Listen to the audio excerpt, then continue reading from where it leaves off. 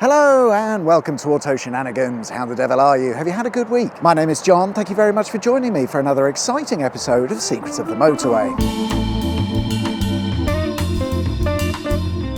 We start where we ended last week, at Switch Island, a terrible junction on the north side of Liverpool, and today we'll be looking at the 12-mile-long M58 motorway. Construction of the M58 started in 1977 and it was finished by around 1980. And much like the M57 that we saw last week, the M58 is a motorway that was never really finished according to its original plan. Take Switch Island, for example. Both the M57 and M58 motorways are just bolted onto this already complicated interchange, but the original intention for the M57 was to go over Switch Island on a flyover. The M58 was supposed to merge with the M57 via a set of slip roads on the other side of Switch Island. Neither the flyover or the slip roads were built, but if we look on the M58 on the approach to Switch Island, we can see where space has been left for these slip roads to be added. A short distance up from...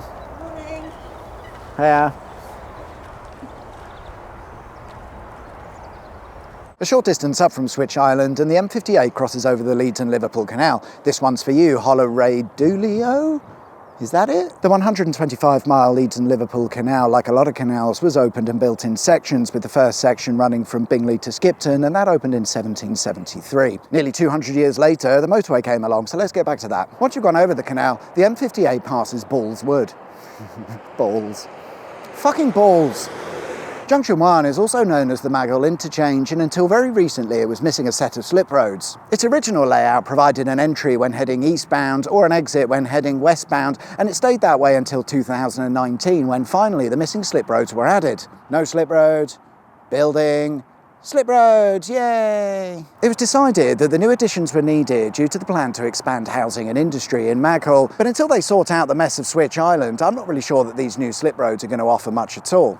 Money well spent, I'm sure. Another waste of money can be found just to the north of Junction 1. This is the abandoned Kennet Prison. It used to be part of Ashworth Hospital, a high-security psychiatric hospital, but after £19 million was spent on converting parts of the site, it became Kennet Prison in 2008. In 2010, it was reported to have become one of the most overcrowded prisons in the country, running at 193% capacity. The solution was to close the prison, which they did in 2016. It's not a failure if it doesn't exist. Think about it. The reasons given for the closure were higher than normal running costs, probably due to its overcrowding, and there were problems with the building layout and design, probably due to the overcrowding. Not far from Junction 1 and Kennet Prison, if you take a look at satellite images, you might notice this collection of oddly placed buildings. I did, and it turns out these are ammunition storage buildings or bunkers. There's the possibility that the site is linked via a network of underground tunnels. It's not clear as to when they were built exactly, but they were used to store ammunitions that were manufactured by the nearby Kirkby Ordnance Factory, and they operated between 1940 and 1946. The Kirkby Ordnance Factory was absolutely massive. At its peak, it employed 23,000 people, and it had its own dedicated railway station. Today, there's very little to remind you of the site's previous use. In the 1950s, the site was redeveloped into an industrial estate, yet somehow the ammunition storage buildings have survived, I imagine due to their isolated location. Junction 2 doesn't exist. The next junction along would be Junction 3. But why are we missing Junction 2? Well, it's down to a failed or cancelled road building project, which I appreciate is not really something we hear a lot about on this channel, but in any case, Junction 2 would have provided the connection for the M59 motorway. They never built the M59, but had it been built, it would have connected the M58 with the M55, where you'll also notice the M55 is missing its Junction 2. I look forward to telling this story in reverse when I visit the M55. Junction 4 is known as the Glenburn Road Interchange, and it was built in 1968, almost 10 years before the motorway. But how is this possible? From Junction 4 onwards, the motorway was built by upgrading an existing A road. In this case, it was the A506. And it would be the A506 that was ultimately responsible for how the motorway would be designed from this point. Spoiler alert, not very well. Junction 5 then, it's different and absolutely the result of the original A506. In 1969, only the first section of the A506 had been completed and a link was constructed between the A506 and the A577, giving us this rather interesting junction design, but it's still fairly simple at this stage. Over the next few years, a couple of industrial estates were added on and the A506 was completed, meaning we got this interesting junction layout. It's all starting to get a little bit silly, but we're not done yet. When the M58 came along, the plan was to build this monstrosity of a junction.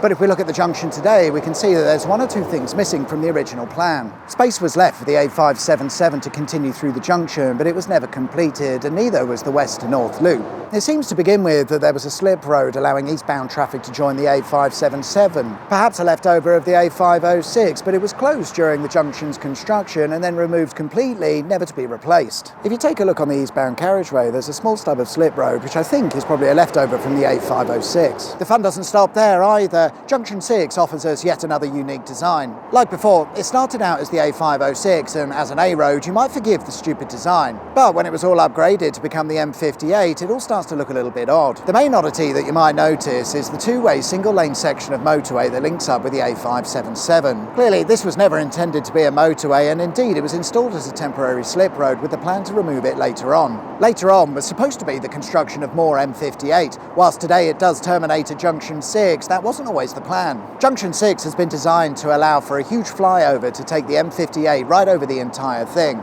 It would then continue east, passing the south of Wigan before joining up with the M61. But of course, this section of motorway was never built and the temporary slip road is now permanent. You may also notice the roundabouts surrounding the junction are all under motorway restrictions. This means the M58 has got a couple of roundabouts and many sets of full-time traffic lights. Great!